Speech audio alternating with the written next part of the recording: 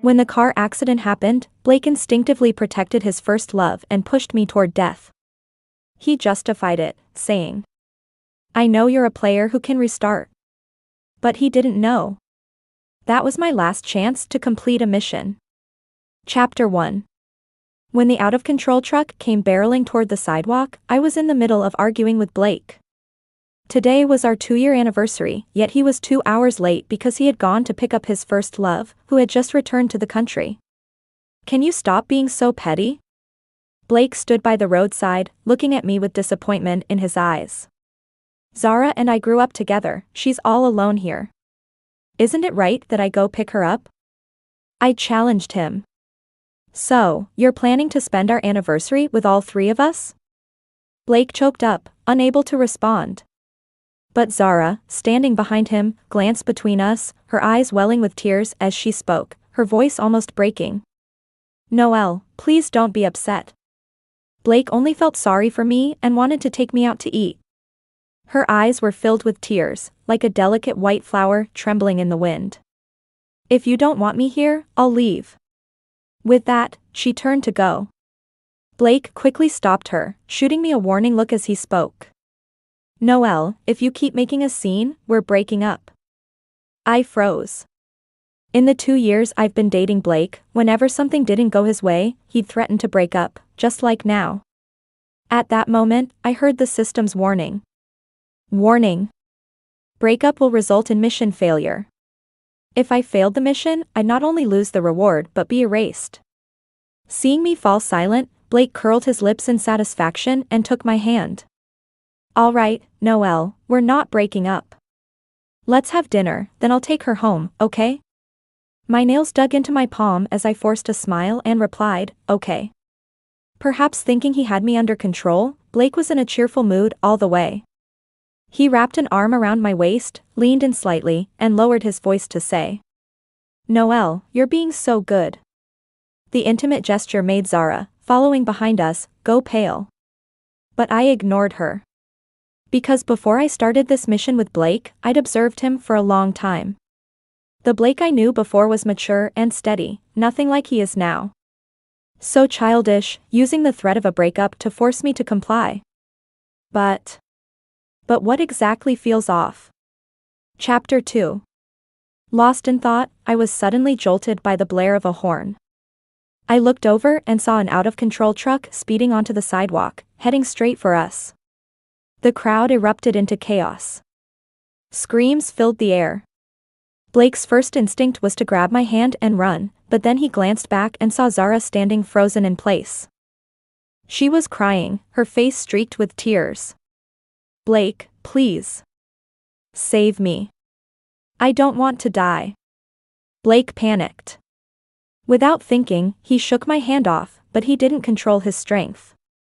Wearing high heels, I lost my balance and, caught off guard by his shove, fell to the ground and couldn't get up due to the pain. "Blake." I called out to him with all my strength. He paused for a moment but didn't turn around. He rushed to Zara, pulling her to safety. As the truck came closer and closer, everyone else was fleeing for their lives, leaving me to fend for myself. Bang. Amid the screeching of tires and the intense pain tearing through my body, I realized clearly. I was about to die. After the searing pain, a flash of blinding white light filled my vision. When I regained consciousness, my soul was already hovering above. The system sighed. "Host, you've died again." "Why again?" Because throughout the process of winning over Blake, I had already died twice before. The first time was by drowning. Blake had to choose between me and Zara. He chose Zara. The second time was during an earthquake, another choice between me and Zara. He chose Zara again. Now, in this car accident, with the same choice, he chose Zara once more. The system asked me. I suggested switching to a different target, but you refused. "Do you regret it now?" I replied. "No, I don't regret it." There was a brief silence. The system, usually so cold and robotic, sounded uncharacteristically frustrated, as if furious with me for my stubbornness. "Host, do you understand? That was your final chance to complete this mission. The last one. Do you know what that means? Of course, I understand. This means I'll never be able to reincarnate again. But I really don't regret it. We agreed from the start, if you successfully completed the mission, you'd get a reward. Now that you've failed, you'll have to accept the corresponding punishment. I responded with a simple, Then I asked, what's the punishment? Your soul will be eternally bound to Blake's side. As soon as it spoke, an invisible force pulled me back to the scene of the accident. The wind roared in my ears. The system's questions echoed around me. What's so special about Blake? Is he worth wasting all your chances just to stay by his side? If I'd known you were this obsessed, I wouldn't have interfered. I should have just let you do as you pleased. I blinked, my eyes stinging, and after a long silence, I answered softly. Yeah, don't worry about me anymore. Chapter 3. The system never expected that response from me. It couldn't understand my obsession with Blake and, frustrated, scolded me a few more times before falling silent. Feeling bored, I floated to the top of a nearby car, resting my chin in my hands as I watched the chaotic crowd below. In an instant, I spotted two familiar figures. Zara was tugging at Blake's sleeve, talking to him, but he seemed oblivious to her. He stood motionless, staring at something. Oh, wait. He was staring at my body, crushed under the truck. It was as if everything around him had frozen. After a long moment, he suddenly shoved Zara away, stumbling as he rushed toward me. He even fell, his hand bleeding from the impact. My body was beyond recognition, and he couldn't bear to look at it for more than a second before he turned away. From a distance, I watched him mouth something under his breath. Curious, I floated over to him, listening closely. The moment I heard his words, it felt like a bolt of lightning struck me. He said, Noelle, you'll be all right. I know you're a mission player, you can reincarnate. You've died twice before and always came back. This time will be no different, right? He seemed to steady himself, took a deep breath, wiped his face, and declared firmly. I'll wait for you to come back. I was stunned. So that's why. That's why Blake knew he could control me with the mere mention of breaking up. Because he knew from the beginning that I was a mission player. But he didn't know that this was my last chance. Blake, I can't come back anymore. The ambulance and police arrived at the scene, and when the paramedics tried to move my body, Blake blocked them fiercely. Don't touch Noelle. She's not dead. She'll wake up in a few days. Everyone exchanged uncertain glances. The paramedic tried to comfort him. Blake, I know this is hard, but your girlfriend has passed. You need to take care of yourself. At the word dead, Blake's emotions surged. He grabbed the paramedic by the coat, veins bulging in his arm, and shouted. Shut up. Noelle isn't dead. She can't be. She was just. His voice broke off. I saw a nurse give him an injection, likely a sedative. With a pained gasp, he clutched his arm, took a step back, and soon collapsed onto the stretcher. Inside the ambulance, a heavy silence lingered. No one spoke the entire way. Until the nurse cleaning Blake's wound gasped softly. Everyone followed her gaze and saw. Blake was crying. He was still unconscious, unaware of his surroundings, but the tears had soaked into the dark stretcher. They must have been close. Someone murmured. Yeah, it's really tragic. Hearing this, I couldn't help but scoff. If they had known the old Blake, they'd understand just how much he used to despise me. Chapter 4. The year I met Blake was the darkest of my life. My parents divorced, neither wanting custody of me. The only person who'd ever been kind to me had passed away that winter. After my depression diagnosis, I'd clutched a small knife, tempted to drive it into my stomach for the first time, when the system approached me. It said that if I completed the mission, helping it reach its quota, I could exchange my reward. My eyelids fluttered as I asked. Can you bring someone back to life? The system replied confidently. Of course.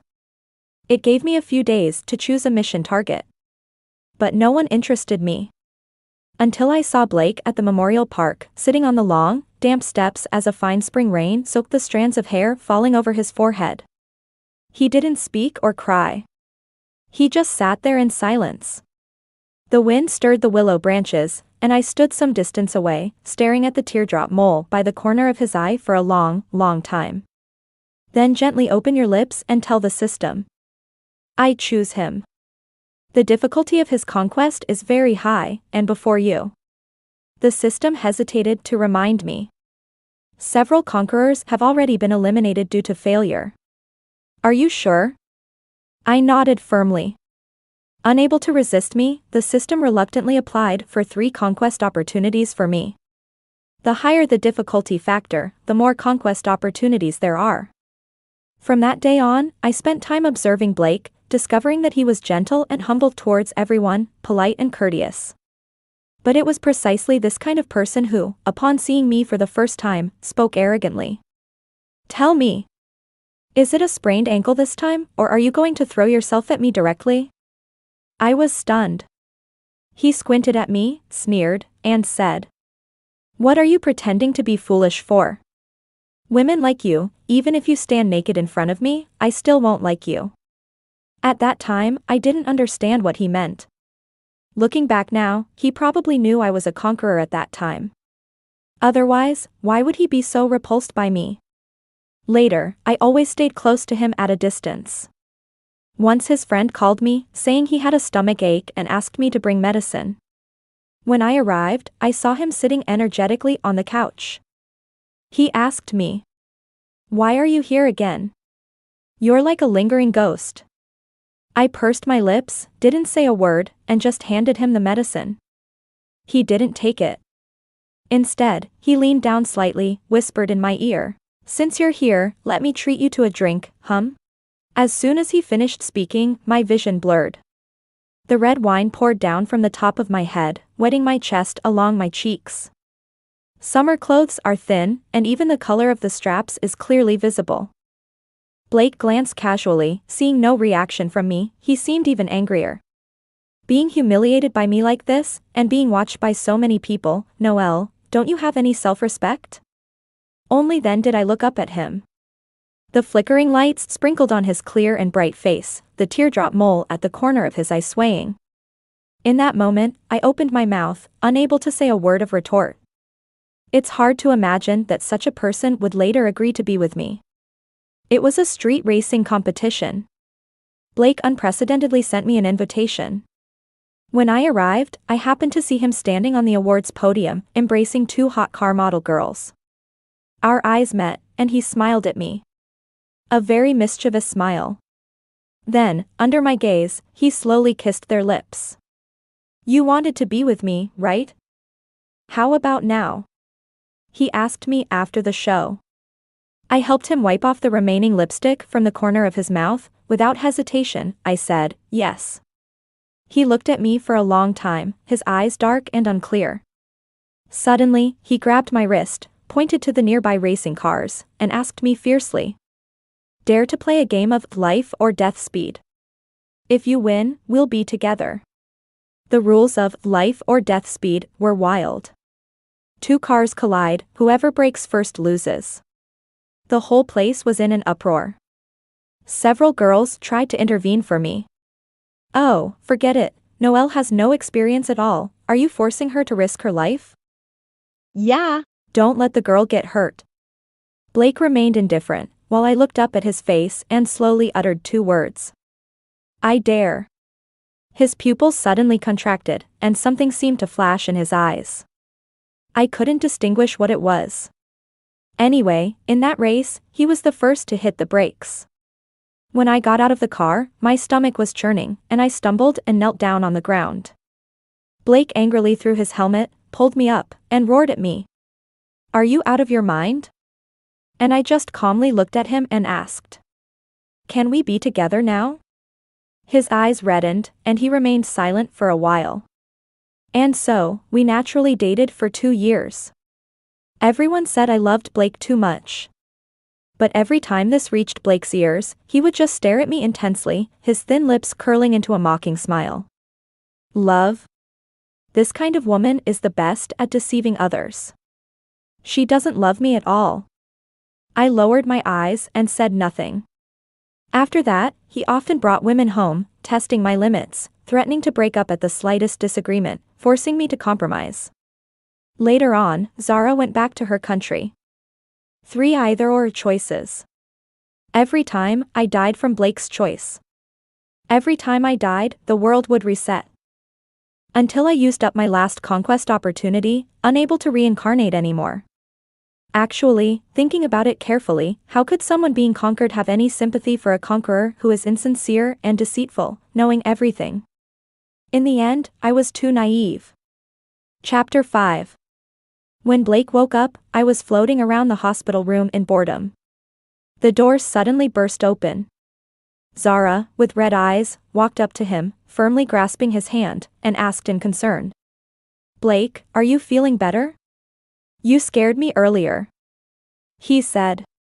She was referring to the scene of the accident when Blake said I would wake up again. But it was clear that Blake didn't want to chat with her. He propped himself up, unlocked his phone, glanced at the time, and suddenly exclaimed. "It's been 2 hours already?" Confused, Zara echoed. "Yes, what's wrong?" Blake's emotions trembled violently beneath his eyes, his fingers involuntarily trembling slightly, his voice tense.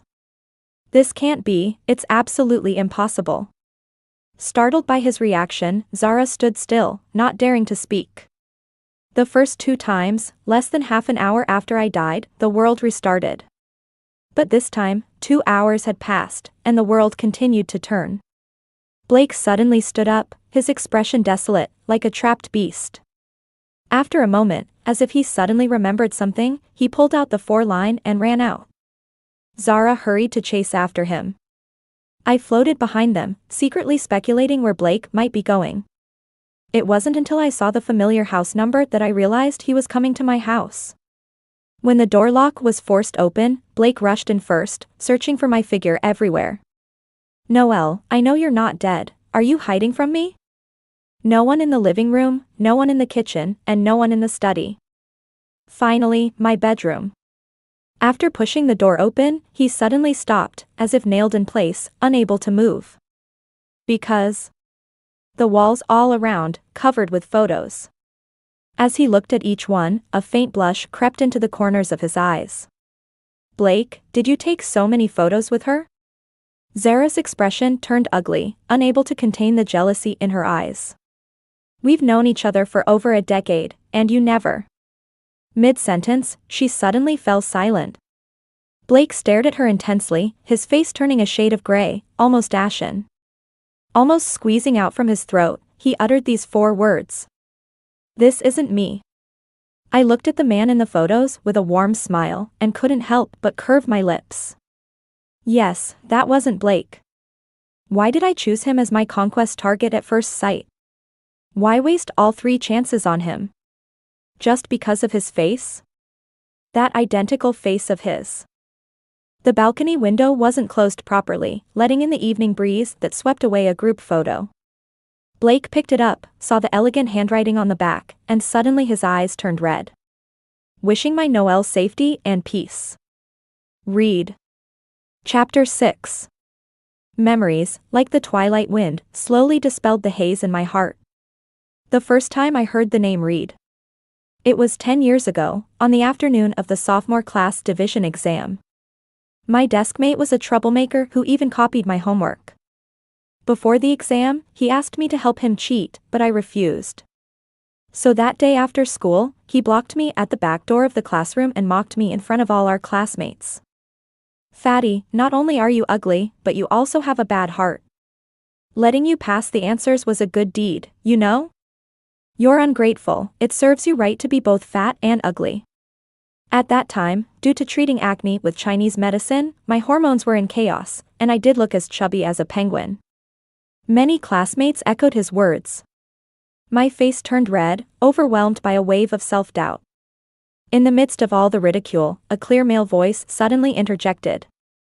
Feeling proud by commenting on a girl's appearance like that? I looked towards the voice. Wearing a black t-shirt, with a black cap on, a youth with his hands in his pockets stood beside me. Later, I found out his name was Reed. He was a senior student 2 years older than me. Reed raised his chin, glanced at my deskmate, and said contemptuously, "Talking to you, trash, scum? Don't you understand how to respect girls?" My deskmate was stunned, then reacted by cursing and taking off his school jacket to fight. Reed took 2 steps forward and stood in front of me. I don't remember clearly what happened next. Before the fight, Reed placed his cap on my head, blocking my view completely. All I could hear was my deskmate's painful grunts.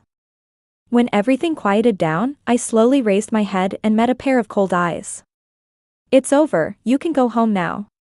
Reed's voice was low, yet carried a comforting strength. From that day on, my deskmate never caused trouble for me again, and even took the initiative to switch seats with another student. I knew Reed had something to do with it. Because on several occasions after school, I saw him with his arm around my deskmate's shoulder, appearing to be joking, but with an extremely cold look in his eyes. "Hey, bro, spare me this time, I won't dare to bully girls anymore." Reed, with a serious expression, kicked him. "Learn to keep your mouth shut?" Yes, I've learned my lesson." Once his expression softened a bit, my deskmate rode away on his bike. I was very grateful to Reed. So, I bought a bunch of snacks to thank him. At that time, he was playing basketball with his friends. Upon hearing my intention, he raised an eyebrow, took the cheapest lollipop from his pocket, and smiled at me, saying, "Thanks, you can keep the rest." And so, I carried the snacks back to the classroom. Passing by the school store after school, a few meters away, Reed and his friends were walking ahead. I overheard someone asking him, "Who was the girl who brought snacks this afternoon? Her face is pretty, but she's too fat." I instinctively held my breath, wanting to hear his answer. Reed suddenly stopped in his tracks, patted the person's shoulder, and said sternly, "Shut your mouth." After a few steps, he took out the lollipop from his pocket, unwrapped it, put it in his mouth, and mumbled, "Quite cute." My steps halted in place. Watching their retreating figures, I suddenly realized. That was the first time someone described me as cute. A tingling sensation ran through my heart, making me feel fuzzy. The workload in my senior year was heavy, and I lost over 20 pounds due to stress. Gradually, many boys started pursuing me, writing me love letters. But because of this, I was excluded by a group of girls. They called me to a corner where no one could see us, away from surveillance. I was pushed to the ground, and the leader of the group poured a cup of scalding hot water bit by bit onto my calf. "You used to be so fat, now you've lost weight and even wear skirts, huh? Who are you trying to seduce? My boyfriend wrote you a love letter, are you proud of yourself?" I was in so much pain that I couldn't speak properly, my voice intermittent. "Who is your boyfriend?" This sentence seemed to offend her, and she got even angrier, instructing others to hold my chin while the hot water was aimed at my face. I instinctively closed my eyes. But the expected pain didn't come, instead, I fell into a warm embrace. The young man's firm chest muscles almost suffocated me. "How are you feeling?" Upon hearing the familiar crisp voice, I suddenly opened my eyes and found that my back was already soaked in cold sweat. The girl who had been pushed down screamed in agony. The boiling water had burned her own face. It was quite a commotion, and when the discipline master arrived, those few girls were so scared that they spilled everything. Reed greeted the discipline master, picked me up in his arms, and rushed to the school infirmary. As the disinfectant was applied, the pain made me want to cry. But I gritted my teeth, desperately trying to hold back the tears. Reed lowered his eyes, looked at me for a while, opened his mouth, and said, "If you feel like crying, just let it out. I'm not someone who cries easily. Ever since I was very young, my parents had affairs. They didn't love me, and their marriage was just to have me registered. Every time I felt wronged and wanted to talk about it, all I got was scolding and reprimands. All right, why are you so sensitive? So what if you were called fat? who hasn't been insulted before? In the past, when I saw other children cry, their parents would come to comfort them. But if I cried, my parents would just get even more annoyed with me. Tears in front of those who don't care about you are just useless liquid. So, no matter how upset I was later on, I never cried again. But that evening, in the infirmary, Reed ruffled my hair, bent down to look at me, and said, "Your eyes are red." I closed my eyes, wanting to turn away, but then I heard him sigh. "Noelle. You can show your vulnerability in front of me." Chapter 7. Because of that statement, my tears burst forth instantly. I cried until it was getting dark outside, and the school nurse was preparing to leave when I realized I didn't have my wallet with me. Reed lent me the money.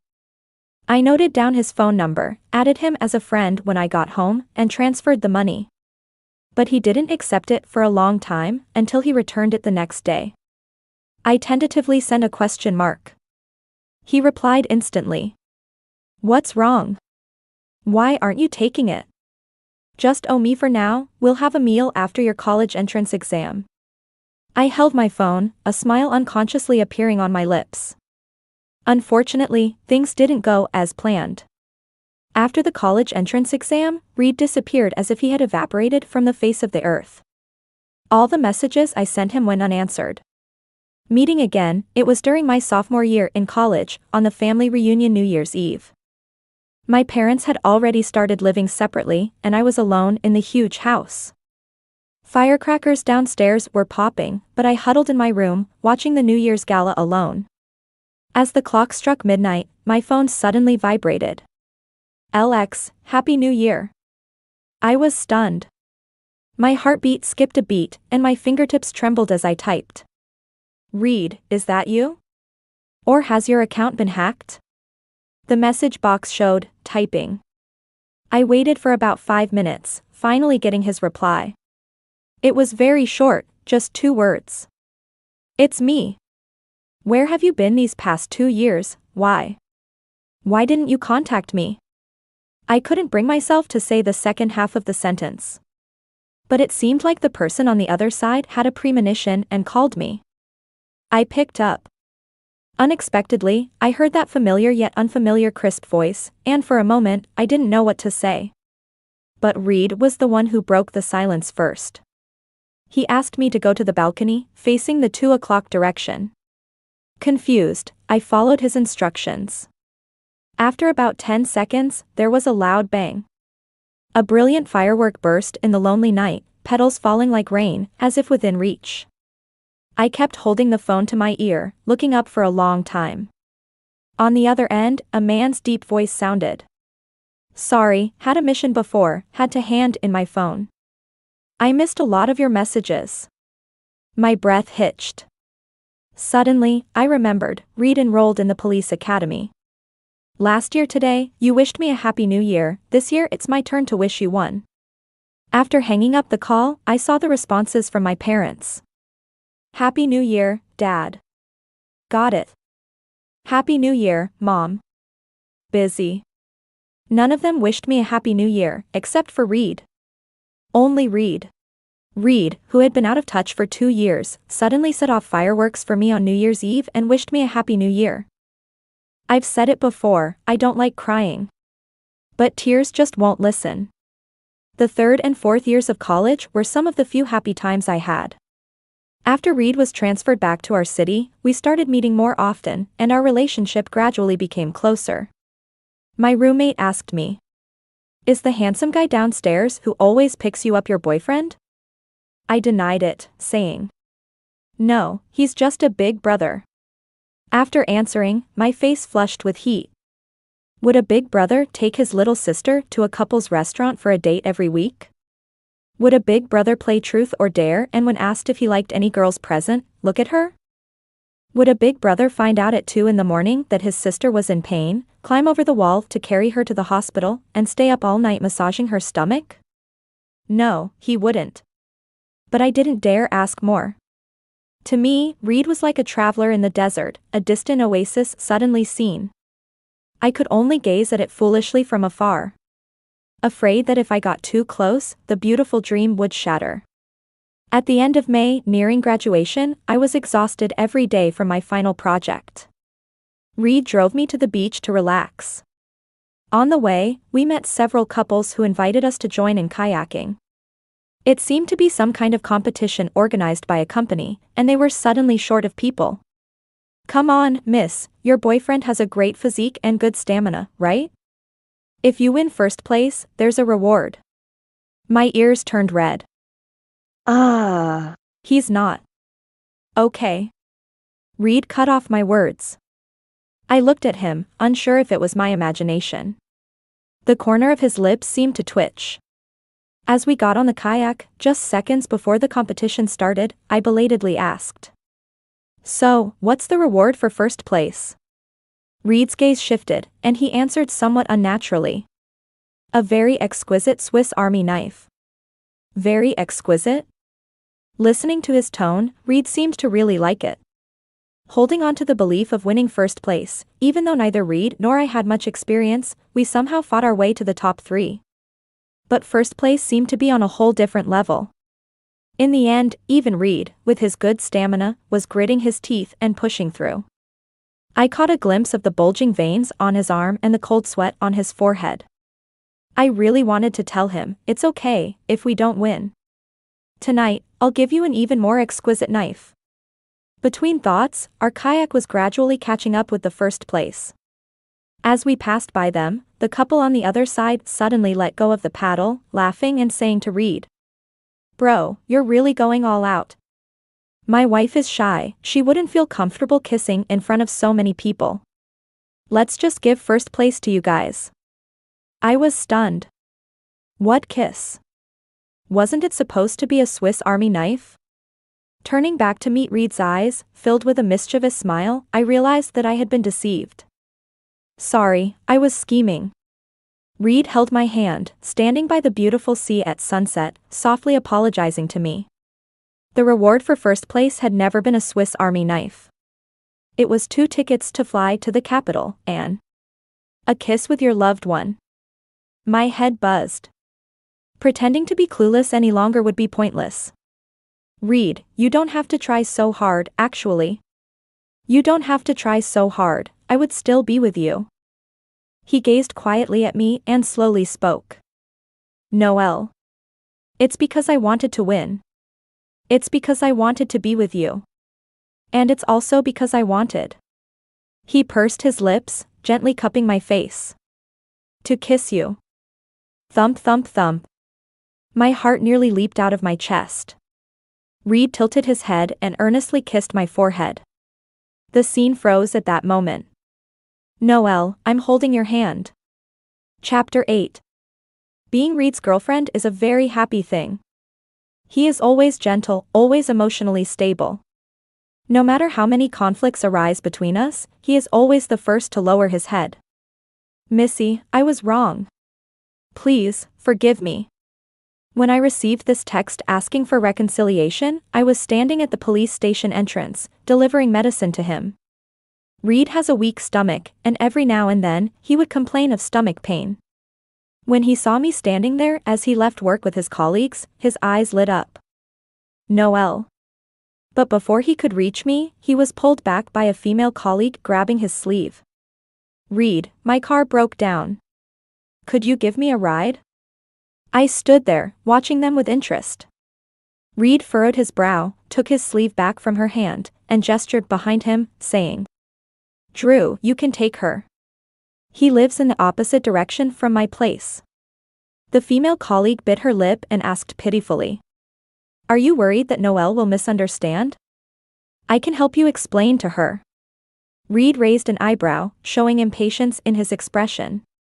"Sorry, I don't have a habit of celebrating anniversaries with 3 people." I couldn't help but laugh out loud. The female colleague deflated and quickly left. Reed opened his arms, walked towards me, and spun me around in place. "My time is precious, only to be spent with my girlfriend."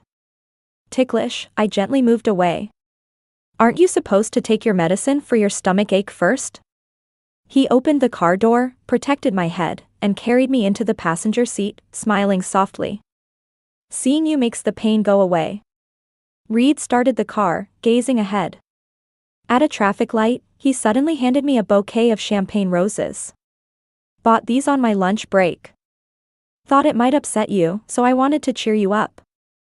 After handing them over, he rubbed his nose, as if about to sneeze, but managed to hold it back. I sensed something was wrong. Opening his collar, I indeed saw a large rash. You fool, allergic to pollen, risking your life? I urged him to go to the hospital. The young doctor who examined him smiled and glanced at him. Allergic to love, impressive. Blushing, I looked away, but heard Reed speak openly. That's right. She is my whole world. Between Reed and me, everything was just too smooth. So smooth, it felt unreal. Our innocent first love, without any melodramatic third parties, misunderstandings, or cheating, smoothly led us all the way to engagement. Reed took his wedding leave early to accompany me to Suzhou. For some reason, my heart has been aching faintly recently, as if I'm about to lose something important. I'm very unsettled.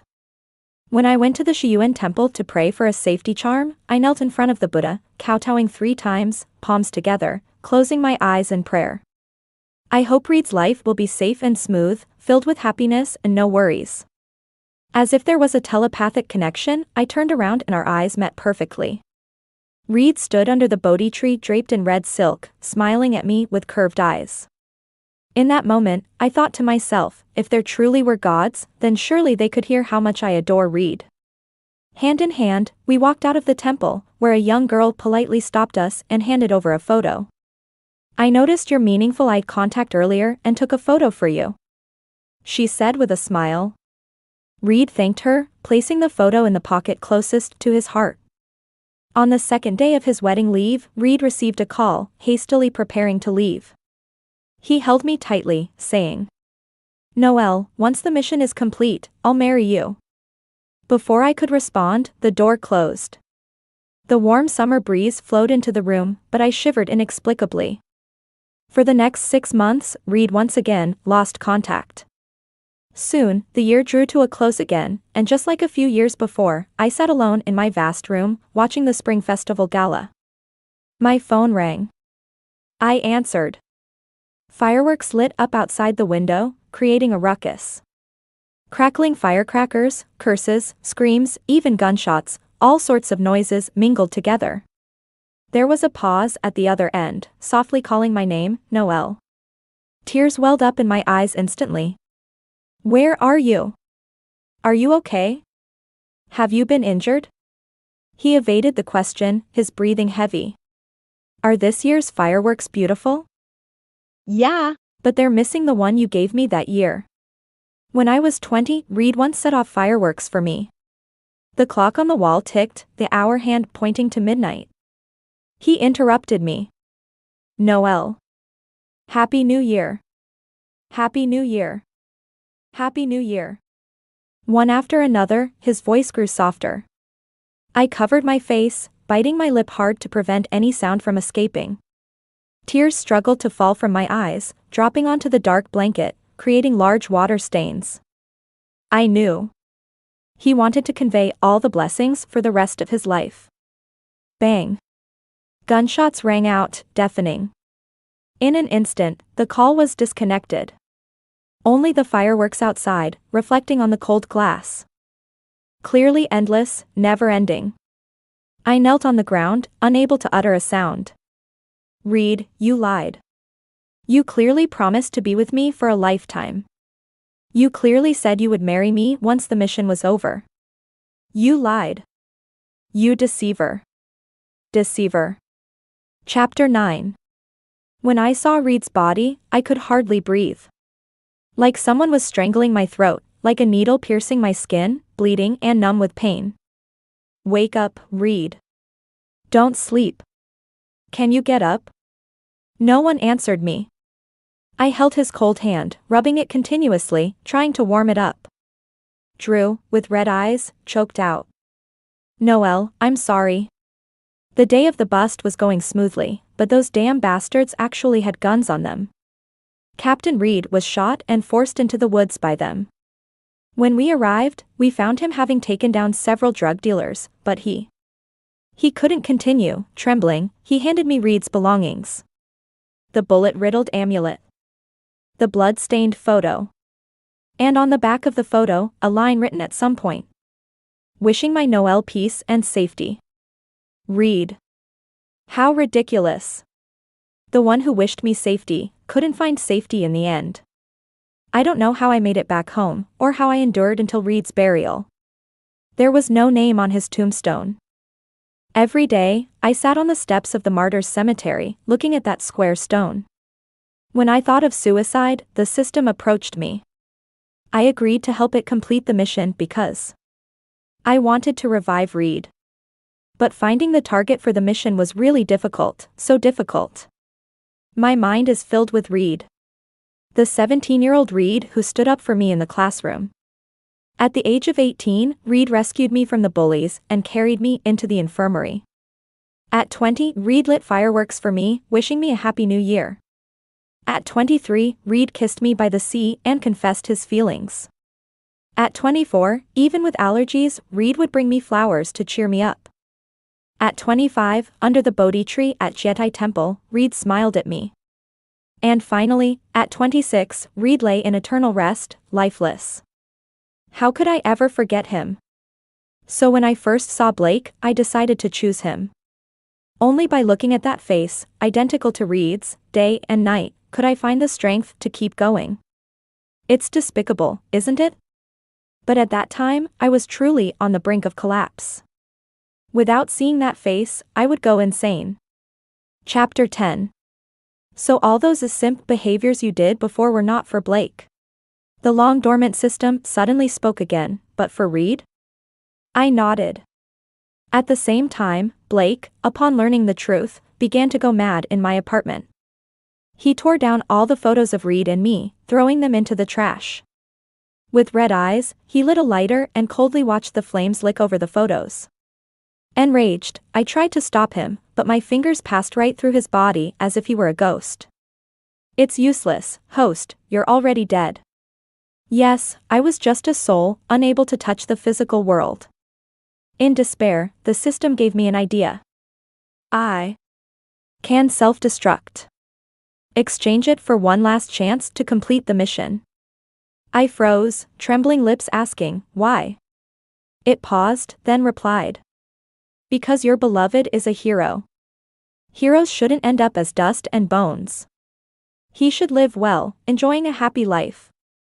Almost instantly, tears welled up in my eyes. As consciousness gradually faded, the white light appeared once again. The system's voice grew distant. Only a faint whisper remained. Host. This time, it really is the last time. Wishing you all the best. Bring Reed back safely and soundly. Chapter 11. When I opened my eyes again, the world had restarted. The familiar apartment surroundings gave me a slight sense of reality.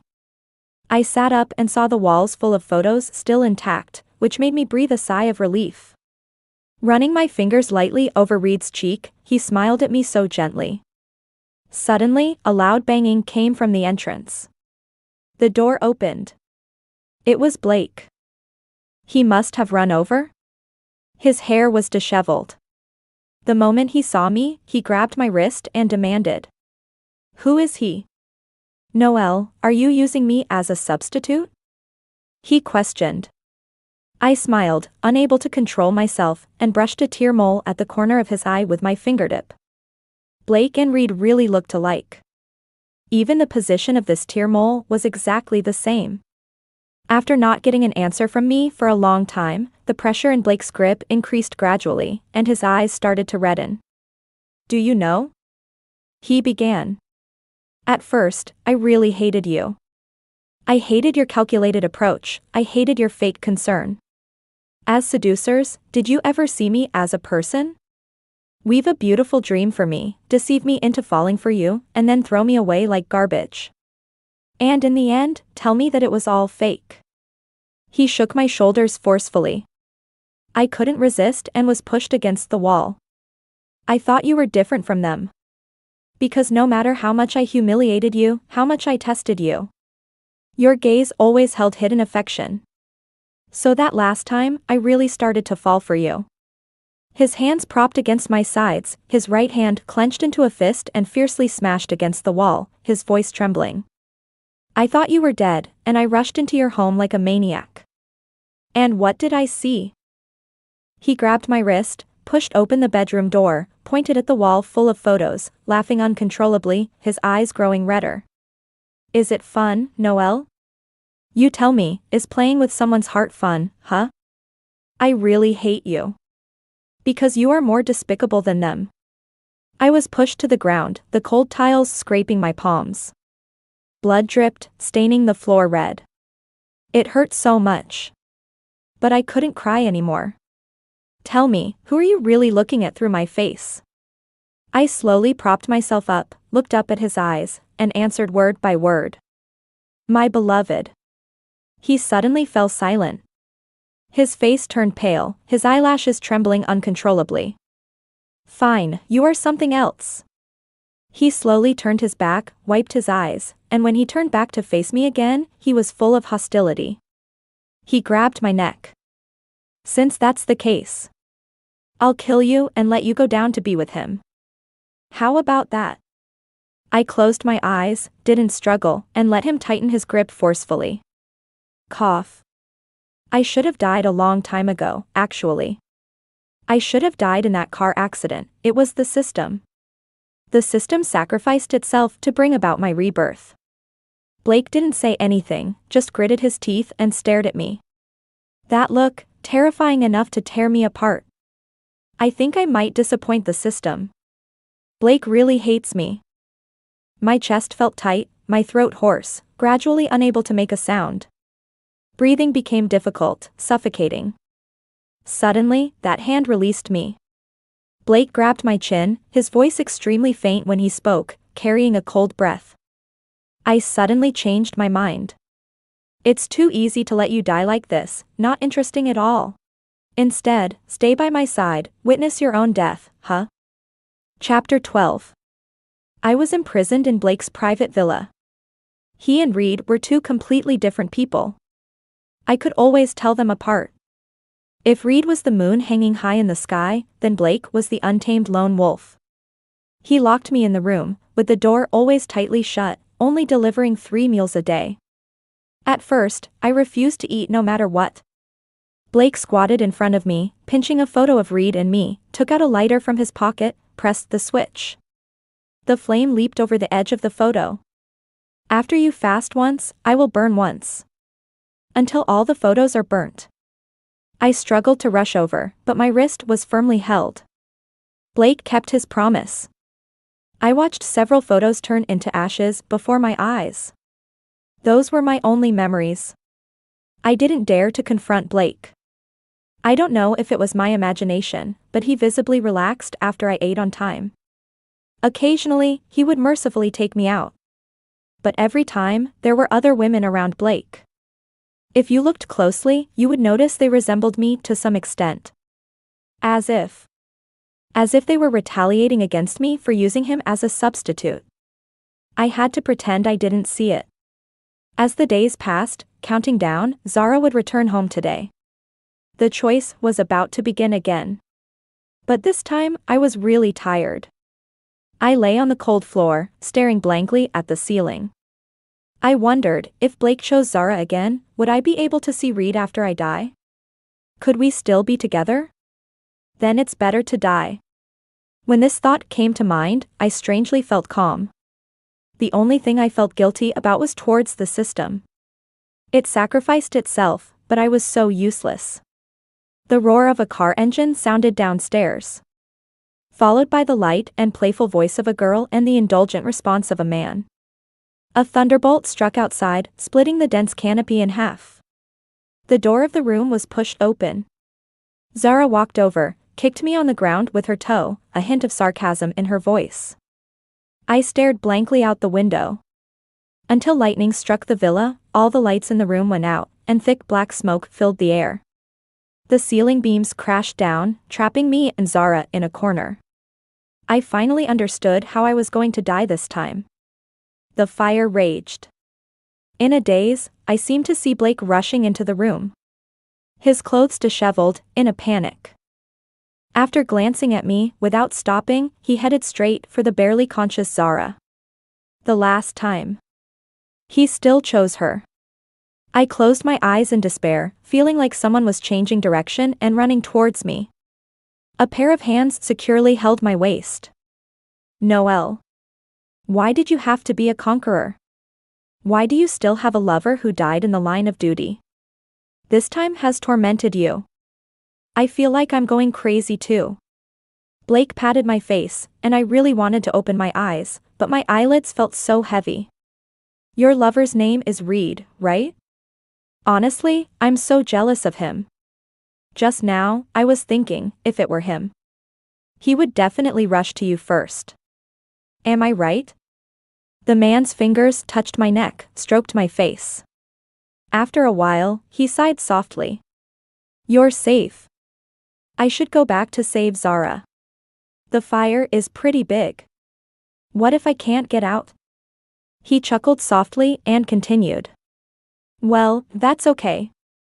By the way, would you miss me like you miss him? It doesn't matter.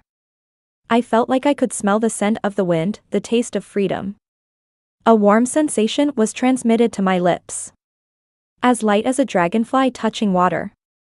And finally, he said. Make yourself a little happier, Noel. I slowly opened my eyes and looked at the villa not far away.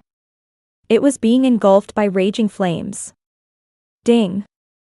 A mechanical electronic sound rang in my ears. Congratulations, host, successful conquest. Mission rewards are being redeemed. Chapter 13. When I saw Reed standing alive in front of me, I pinched my thigh hard. He held my wrist, turned his head, and smiled at me. Noel. I'm back. I stood foolishly in place, legs weak, not daring to blink. I was really scared. Scared that the Reed in front of me was an illusion. He looked at me quietly. With a gentle pull, he embraced me. My eyes were warm and moist, tightly hugging him back. I cried and incoherently told him everything that had happened during these days. About his death, my suicide, and the system finding me. About the 3 failed conquests, about the sacrifice of the system. About the entanglement between me and Blake. He listened very attentively, especially attentively. After I finished, I looked up, red-eyed, at him. He gently ruffled my head. Noel, for me, you really went through a lot. That night, Reed bought 2 tickets to S-City. He said he owed me a complete honeymoon trip and wanted to make it up to me. That jerk kept me up all night. The next morning at 5 o'clock, he even dragged me up the mountain to watch the sunrise. I was so tired, I couldn't even open my eyes properly, in a daze. Seeing a strip of pale light along the horizon, a deep blue sky with a rising sun, the sunlight tinting the clouds rose-colored. I leaned against Reed, staring at the beauty mark at the corner of his eye. He noticed my gaze and raised an eyebrow at me. Asked me, what's wrong? I said, people who watch the sunrise together will stay together for a very long time. Pretty silly thing to say, right? He laughed too, pinched my nose. Fool, I'll always be by your side. Descending the mountain in the thin mist, we reached P-Town, where a light drizzle began to fall from the sky. The boatman rowed, calling out to me. It's raining, want to take a covered boat? I glanced back at Reed. He was taking off his windbreaker, ready to shield me from the rain, and nodded lightly at the boatman's words. The boat gently rocked on the water's surface, the boatman humming softly in Wu dialect, a gentle breeze brushing through the willow trees on both sides, leaves drifting onto the water. I was admiring the scenery. Turning back, I caught Reed leaning against the railing, watching me.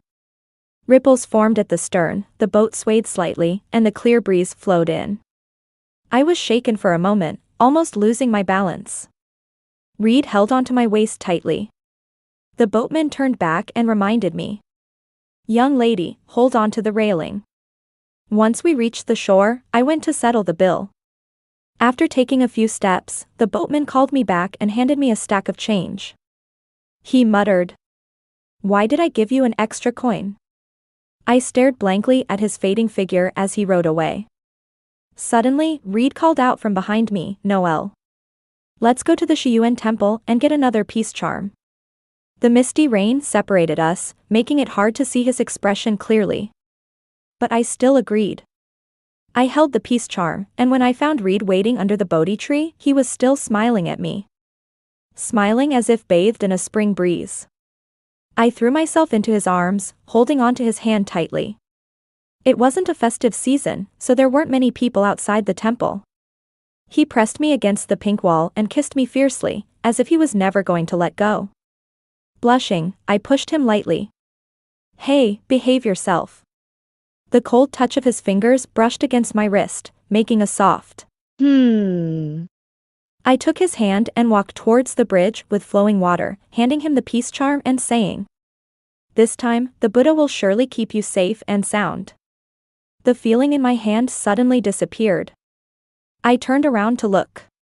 Reed's face, under the clearing rain, became more and more blurred. He smiled slightly at me, "Noelle. Let's say goodbye here." My heart trembled for a moment. I tried to grab his hand. "Where are you going? Don't you want me anymore? Reed, don't leave me." The tourists on the street were all staring at me. I must look like a mad woman now, right? But I couldn't care less. There was only one thought filling my mind. I have to hold on to Reed. Grab him, don't let him go. Suddenly, many voices sounded in my ears. "It's dangerous by the river, don't go any further. What's bothering you? Are you trying to commit suicide by jumping into the river? Young lady, listen to us, there's no obstacle in life that can't be overcome. Be good, come back quickly." Those were faces filled with tension, worry, and care. My gaze wandered through the crowd. Why wasn't Reed there? Where was he going? "Noelle, I finally found you." Drew pushed through the crowd and shouted anxiously at me. "No strategy, no system. Captain Reed has been dead for 2 years. Will you come back to the hospital with me for treatment?" Chapter 14. I was taken back to the hospital. I was sick. Severe depression and a serious case of delusional disorder. Drew stood at the door of the ward, instructing the doctor. "Don't let her go out alone again." I lay on the hospital bed and suddenly felt a long scar on my abdomen. In a daze, I remembered many things. After Reed's death, I was diagnosed with depression and hurt myself. Drew visited me at home and caught sight of this scene, sending me to the hospital. During that time, the nurse taking care of me, her biggest headache every day was how to convince me to take my medication. She must have been a young girl who had recently graduated, and several times she lost her temper. "Noelle, the dead cannot be brought back to life. If he were here, he would definitely want you to actively cooperate with treatment, right?" I buried my head in the blanket, tearfully saying, "Then bring him back to life." She remained silent for a long time. Quietly placing the medication by the bedside, she left helplessly. After some time, someone sat by my bed. It was the patient in the next bed. She was very young, looking like she hadn't reached adulthood. "Sister, actually, my situation is quite similar to yours. My boyfriend drowned while trying to save a girl from drowning." She said it with a smile, but the sadness in her eyes betrayed her. "If nothing unexpected happens, I may never be able to get over this in my lifetime. The people around me keep telling me, don't get trapped. But I really am." She paused, her voice choked up. I chose to stay behind myself. Afterwards, she often came to talk to me. Although most of the time, she was talking to herself. She would share some interesting stories with me, and also tell me about the novels she had recently read. It was a rainy spring day. "Sister, I've been reading a lot of system novels lately. Sigh, if I become a strategist and successfully complete the mission, Can I bring back the dead? My eyes stung. The wound in my heart had not healed, only to be reopened with a sharp knife. Yes. If there really was a system in this world. If successfully completing the mission could bring Reed back to life. So, I constructed a new world in my mind. In this new mental world, I was a strategist, and I had a system. To complete the mission, to resurrect Reed, I needed a target to strategize. But I couldn't develop feelings for anyone else. That's why Blake ended up looking exactly like Reed. And by using him to resurrect Reed, even if he was just a virtual object, he should hate me. That's why the process of strategizing him was so difficult. Finally, after completing the mission, Reed truly came back to life. I ran out of the hospital, took a plane to S-City alone, continuing our unfinished journey. Because it had always been just me. That's why the boatman refunded me the extra money. From beginning to end. No system, no strategy mission. No Blake, no Zara. Only. Trapped in love, repeatedly fantasizing about the resurrection of my beloved. Only me. All of this was just my obsession to see Reed one more time. I underwent treatment in the hospital for a long time. I started obediently taking my medication, and sometimes chatting with the nurse and the patient in the next bed. Everyone thinks I'm slowly getting better. When Drew came to visit me again, he said I looked much better. He placed a bouquet of flowers on my bedside. Noelle, champagne roses, your favorite. I suppressed all emotions and politely thanked him. In reality, I knew that he was taking care of me because of Reed's dying wish. I touched the fresh petals, smiled bitterly, and said, "That idiot, he used to send me flowers even if he was allergic." Drew's tone was strained. "Noelle, please.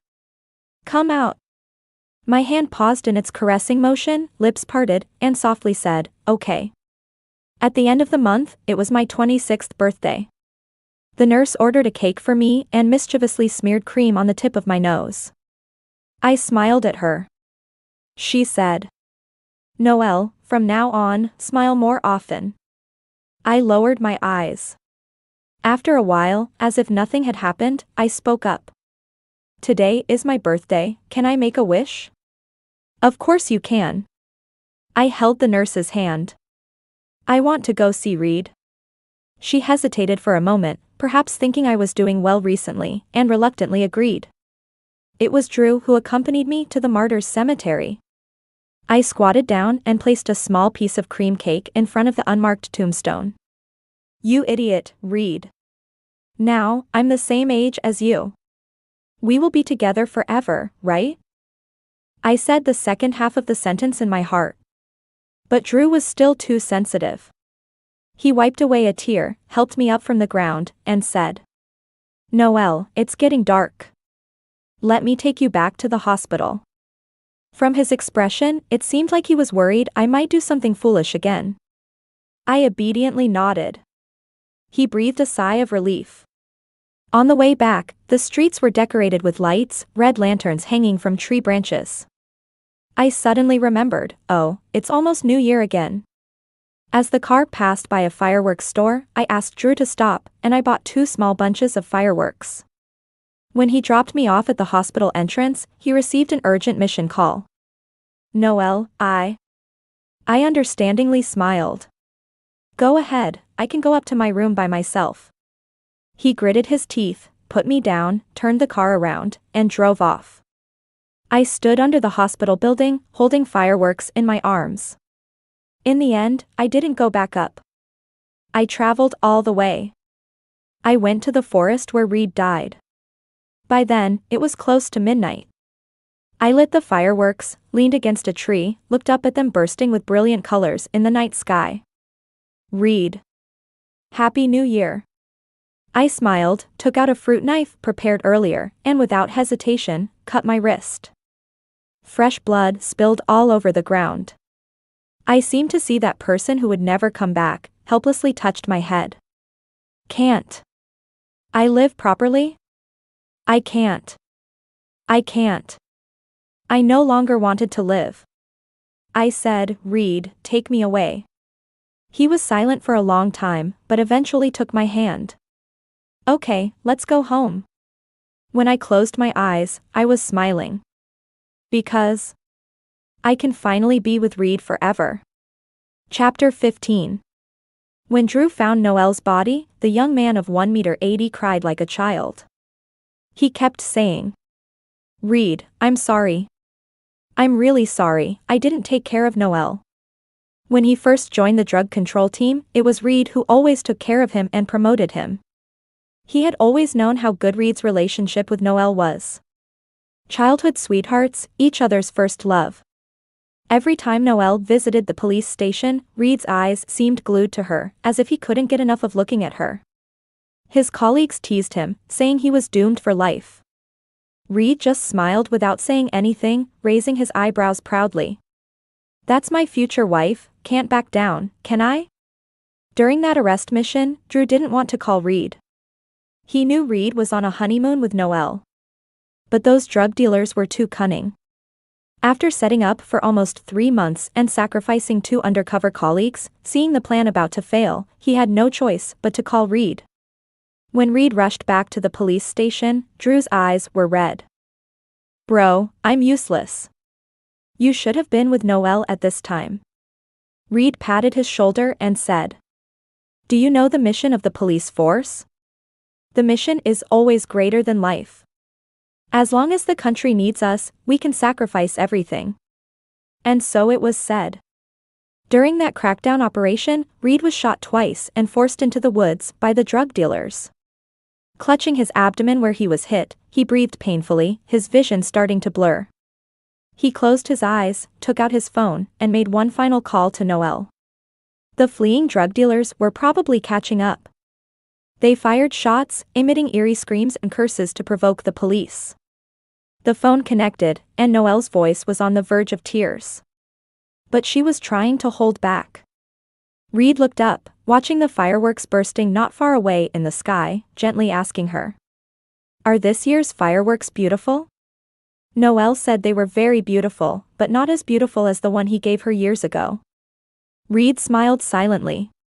He wished her a happy new year many times. The unsaid words were, "Noelle, be happy. In every year I'm not there." A moment before the drug dealers found him, he hung up the phone decisively. His Noelle, timid. It's better she doesn't hear the bloody scene that follows. After a fierce battle, both sides wounded. Reed killed the drug dealers, but he also took a shot to the chest. When Drew found Reed, his blood had already stained the barren ground. Trembling, Reed reached into his pocket and pulled out a ring, saying with difficulty, "I was planning to come back alive and marry her. Now it seems impossible. Throw away the ring, never tell her. My Noelle, she will marry someone else in the future." Drew took the ring, his fingertips turning white from gripping it tightly. He kept wiping away tears. Blood gushed from his chest. Like a fish drowning in the deep sea, a suffocating sensation engulfed his entire body. In his final moments before consciousness faded away, he struggled to part his lips and said, "Noelle, I'm sorry. I still couldn't marry you. In our next life, we must be full of love and affection, and I will arrange a wedding for you." Reed died at the age of 26. Noelle perished at the age of 26 on New Year's Day.